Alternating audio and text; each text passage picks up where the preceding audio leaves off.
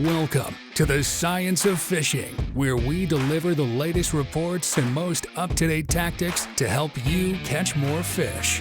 Each episode, we'll get into what's been biting and break down exactly what you need to do to get out there and catch them up. Special thanks to Gulfstream Lures, Tackle Crafters, and Black Reef Spearfishing for sponsoring this podcast. Now, here's your host, Mark Farag.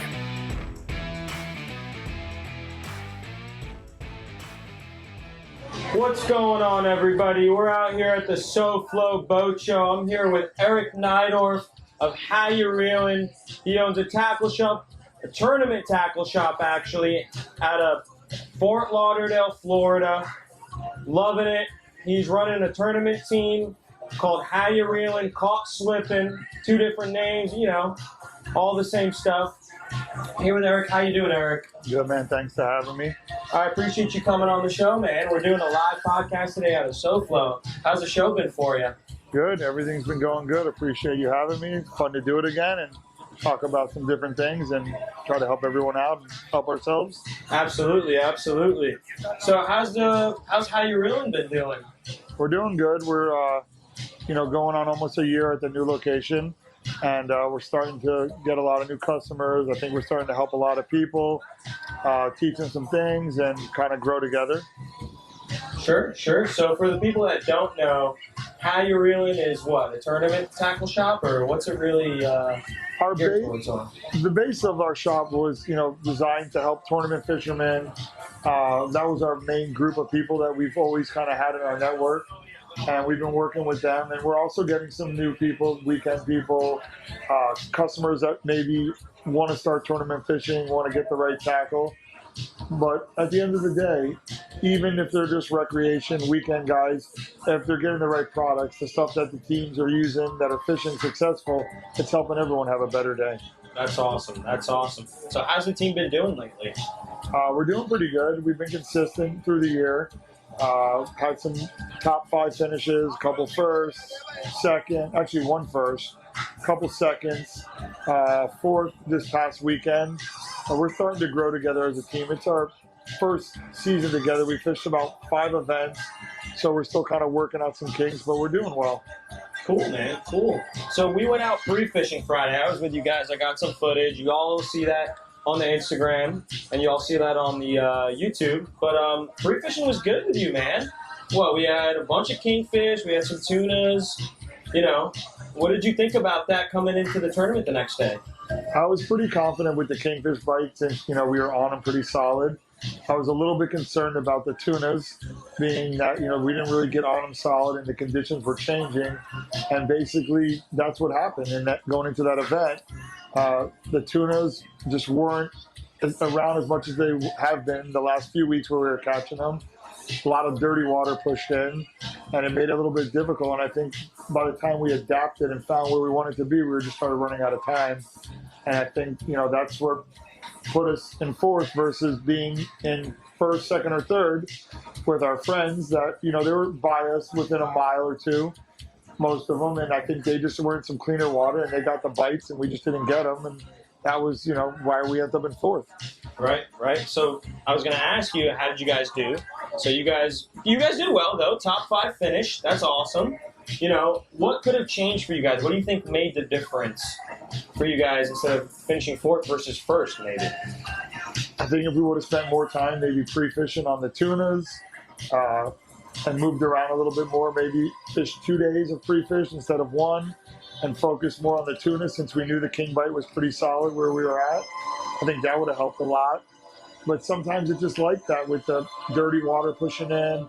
You have a few boats fishing next to you. They're set up quarter mile from you, and they're getting the bites, and we're just not getting them. I've been on both sides of, where we're getting the bites and they're not. But I really think more pre-fishing and having more options would have helped. So, speaking about pre-fishing, you pre-fish for all these tournaments. You run a couple days out there. You try to find where the fish are. What does that all take? It takes a lot of effort to get out there. I kind of saw some of that on Friday. So, can you tell the people a little bit more about what entails in pre-fishing? We try to pre-fish, very similar to how we would fish on game day, so we can practice like we play. We try to be time frames around the same. Not always will we fish till the end if it's a 4 o'clock lines out, but we'll try to, keep it pretty similar, keep everyone fishing the same position on the boat, whether they're going to be on the kites, whether they're going to be on the gaff, whether they're going to be flat lines, whether they're going to be running the boat, just kind of practice as we play. And typically when we get on fish and it's solid, typically we can be in that top 3, which is always our goal. Right, right. So the trash can slam, that's what you fished this last weekend, right? Yes. So that's an aggregate tournament, right? So there's aggregate tournaments and big fish tournaments, right? Just top fish. What's your game plan going into each one of those? What's the difference in your tactics? What do you look for? When you're targeting that one big fish versus, you want to get as much meat as possible on the deck? So if we're fishing a big fish tournament, we're going to fish a different spread, big baits. We're trying to fish big blue fish, big blue runners, speedos. We're trying to fish baits that scare 30-pound kingfish. Versus when we're fishing an aggregate event, typically you can weigh 4 kings, 4 tunas. That's your goal. It's a 10 fish ag. But when we're targeting that, we're going to fish smaller baits. We want to get our 4 kings. Our goal would be around 100 pounds. And then from there, we want to immediately switch over and go look for the tunas because you need both to win it. Right, right. So in the mix of all that, talking about tunas and kingfish, is there any other species that you really target during that? So we'll target those because those are the fish that are in our zones where we're fishing. And our bycatch fish for our 9th or 10th fish, because you can weigh 10, it's 4 of each species, just no more than 10, would be a dolphin. Maybe get lucky and a wahoo comes up and eats. Yesterday, we got a cobia on the Triple J, so that would have been great as a bonus fish if we got our tunas. Right, right. So you guys took first for cobia, though, right? We got first place cobia, so we got big fish money on that. Sure. But these tournaments, the money's stacked up in first and second typically. Okay. Most of the money's typically in first. A lot of the guys that are winning first, they'll get the aggregate, they'll get the big fish money.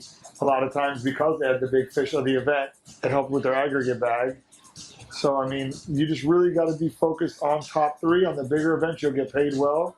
If not, you typically go backwards. I gotcha. So, when you're fishing these big tournaments, do you think these other teams are pre-fishing as much as you guys, or? I think our group of guys definitely are, and we're putting the effort in. But I think a lot of them are not. They're out hanging out around the town. They're up all night.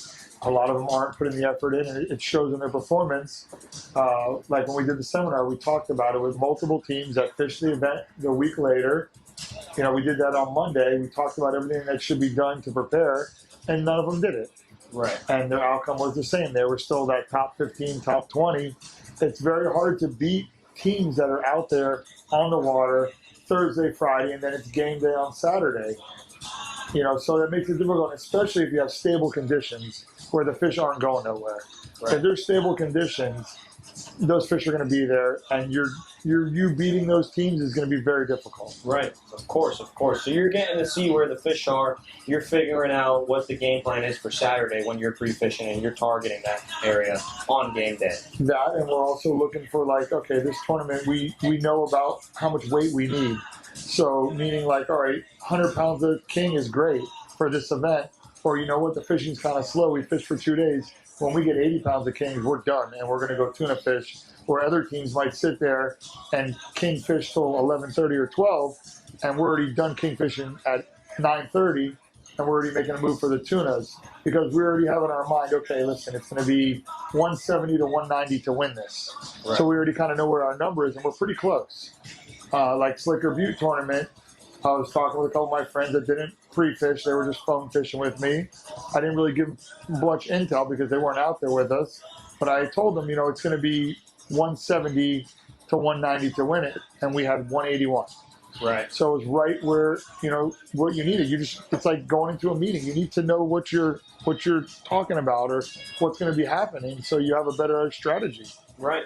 So you guys have a bunch of different tactics. I got to see that a little bit on Friday, whether it's the Triple J, the double stinger rig, or whatever you guys do. But a little thing that a lot of people don't talk about is what kind of boat you're on. We're here at the boat show.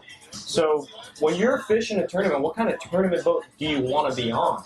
What do you like in them? Well, my favorite boat is the 39 Contender, the called Slippin'. Triple engine boat. It's not a huge 39, very fishable. Triple engine boat, can move fast, can cover a lot of area, easy to fish on. Lots of live well space, very important. Lots of backup pumps. And there's a point, like I think you had mentioned, like bigger, boats and size. You definitely have an advantage on a bigger boat. But when you get too big, it's hard to communicate and work with your team. It's hard to gaff fish. It's hard to chase fish. It's just a lot going on. Right. So bigger is better in some aspects with these boats. But when you get too big, it's too difficult to fish. Yeah. So do you think they've changed over the years, these types of boats? Or the game has completely changed. And when we started doing this, speed, live well capacity, the amount of people you could put on a boat to go fish. You were fishing in a 31-foot boat, 33-foot boat, 10, 12 years ago, running 50 miles an hour, loaded. You had the best operation. Now we got 39-foot boats with quad engines running 65, 70 miles an hour loaded. Triple engine boats running the same. 4 or 5 live wells in these boats. Can hold 300-400 live baits. Can fish 7-8 guys. So the game is completely changed. And if you don't adapt to it, it's very difficult. Do you think that 40-foot range, 39 Contender size is really the max you can do on a tournament? You can do whatever you want as far as size, but I think there becomes a point where you're at a disadvantage depending on the type of fishing you're doing. I would say, 35 to 39-foot boat is just perfect. It's an easy boat to fish. You can communicate with your team, and it just makes it easy.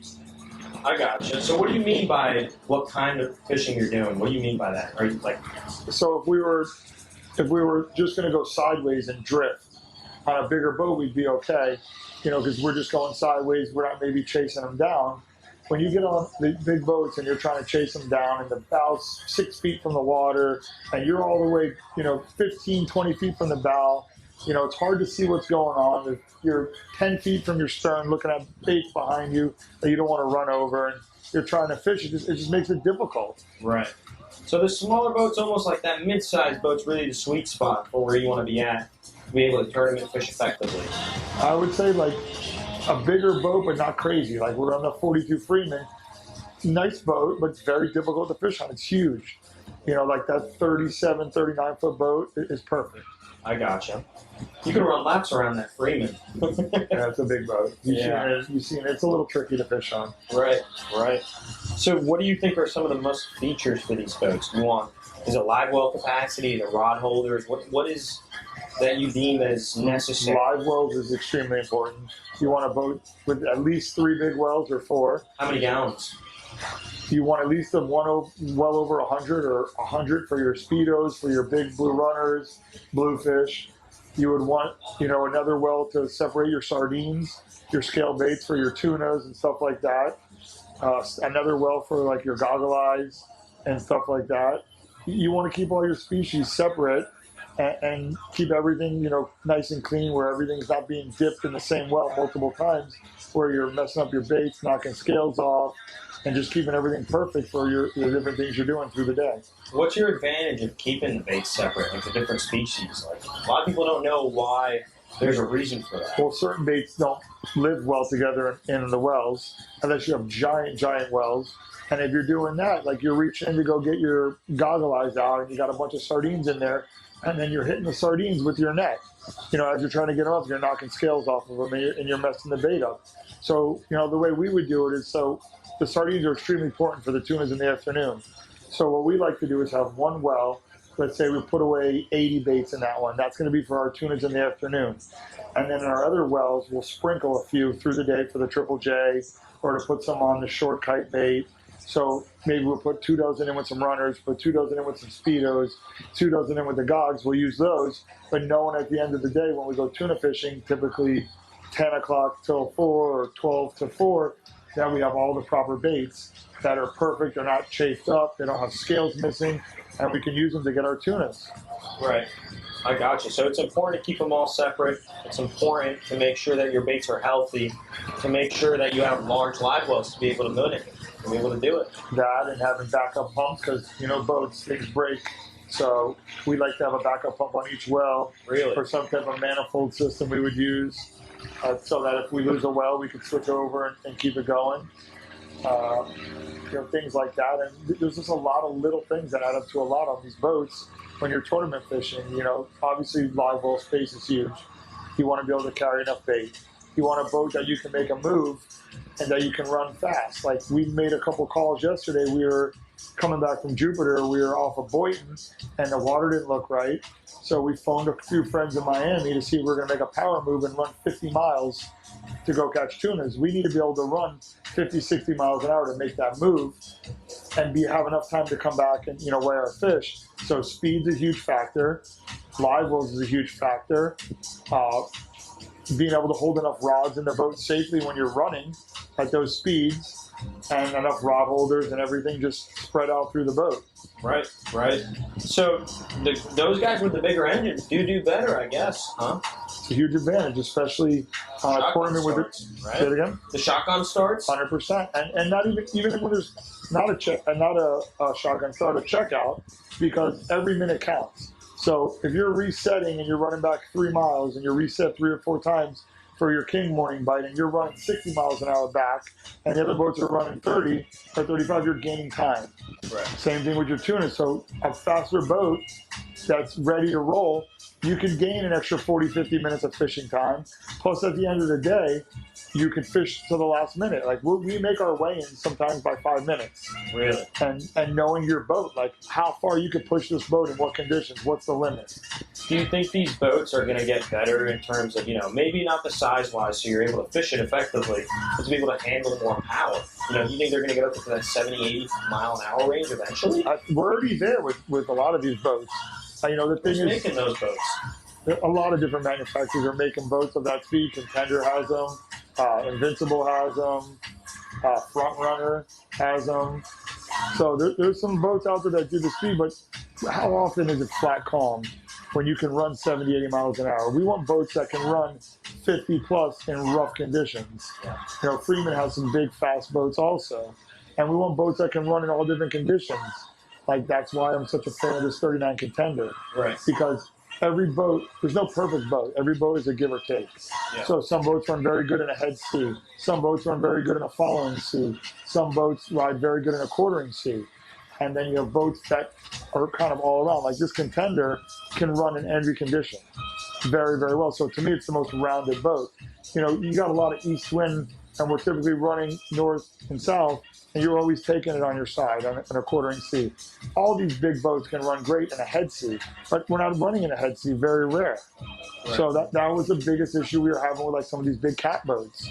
In a head sea, the boat eats it up. But when you're running sideways in these seas, you got 2 hulls. It's a weird running boat. Yeah, I gotcha.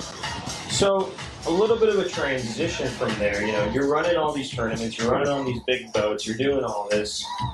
You're a pro team, right? Correct. So what qualifies you to be a pro team? Is it just you got to pay for that, or what makes you a pro team? So it's different. Like so you used to have the FLW and. Obviously you got to pay to fish them and your sponsors got to help you. So some of the ones you need to qualify for, but that has kind of gone away since really 07 when we had some issues financially in the, the market and everything that went on back then. They just started letting boats, if you had money and you wanted to fish it, you would go and it would be a pro event. So a lot of teams are just like, we're not going to fish the pros because it's a lot of money and it's a lot of time and we need the right boat and right stuff. So that kind of started happening. There's some stuff that, you could sign up, and if you're not fishing it currently, they'll put you on a waiting list if other people aren't fishing it and get you in later. But typically, like right now, the Pro Series is put on by a company, Meat Mayhem. A friend of ours, Jimmy Wickett and Lauren Wickett, put it on. And you can sign up and pay your money to fish it. But there's already 40 boats that have been doing it, and that's what it's capped at. So unless some of these other boats drop out, there's not a spot.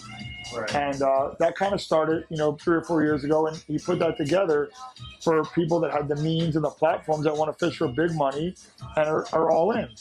Right. What kind of money are we talking about? Hundreds of thousands of dollars? Or?